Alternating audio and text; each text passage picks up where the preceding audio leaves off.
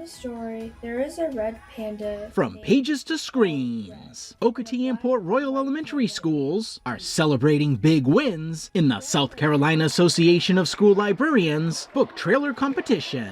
At Okatie Elementary, students cheered loudly for the winners as their families joined in on the celebration.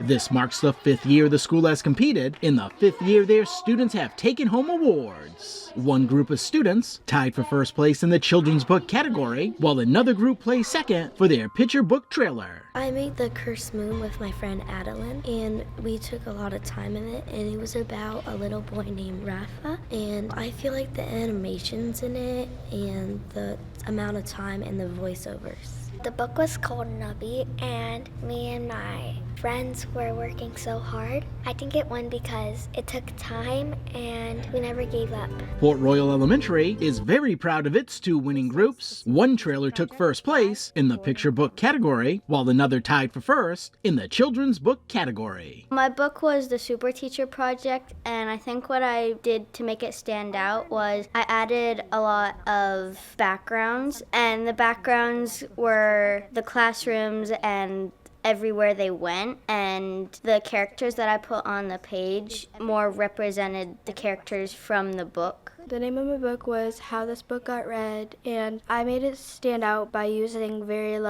cartoonish characters and making sure that the characters, you could really see how the characters felt in that moment. Creating these book trailers isn't just about storytelling. Students learn valuable video production skills, how to respect copyright laws, and how to properly cite their sources. I think if they see the book trailer and they notice cool things about it, then it'll encourage them to read the book. It was really fun. I love doing book trailers, and I like helping friends out and helping with a lot of stuff like that. The state winners were announced earlier this month during the awards lunch at the SCASL conference. For the Beaufort County School District, Ron Lopes.